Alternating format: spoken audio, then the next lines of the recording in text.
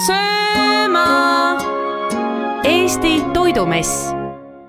Miks selliseid üritusi vaja on ja miks neid toetama peab? No jutt on ju Eesti toidust ja Eesti toit on selline, mille järgi ihaleb inimese meel ükskõik kus maailma otsas ta on. Ja mis on tänase toidumessi sööma kõige olulisem osa on see, et kõik võivad siia tulla tasuta.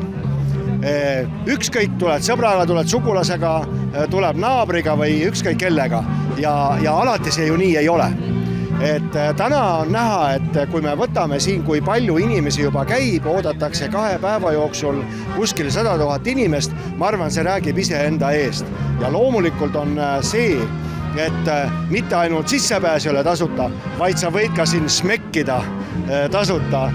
Ja kõige lõpuks on see, et ma olen vaatan seda, et millised ettevõtted siin on kõik esindatud, siis tegelikult Eesti toidu tegijate paremik on täna kõik siin, et võiks lausa öelda nii, et kui sa ei ole tulnud messile sööma, siis sind pole olemas.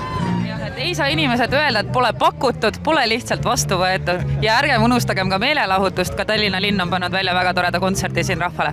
Ja Tallinna linn on pannud välja kontserti, Tallinna linn toetab seda ettevõtmist ja ma arvan, see on ka õige, sellepärast, et Tallinna linn toetab kõiki neid ettevõtmisi, kus inimesed saaksid ennast mõnusalt tunda nagu täna ja tõesti, ma olen siin tuttavatega rääkinud, nad ütlevad, et see on kõvasti parem ettevõtmine kui mõni teine. Ma ei taha seda sõna kasutada, mis see mõni teine on, et muidu ma teen. Ärme hakkame poliitikast rääkima, paneme ikka nina päikesesse ja naudime lihtsalt olemasolevat. Ilusad päikest, teisi ilusaid inimesi ja rõõmsaid inimesi ja muidugi toitu, aga ütleks veel ühe asja, et kõik ei ole ainult mitte Eesti toit, et siin on ka teisi tegijaid, nii et tegemist on toidukultuuri sündmusega, millel on loodetavasti veel ja samas on see, kui me külmkapi ju lahti teeme, siis külmkapi korrustel on meil kõike, nii et vaadake, võib-olla siit leiab veel mõnda niisugust maitset või maitseelamust, mida tegelikult meie külmkap veel ei paku.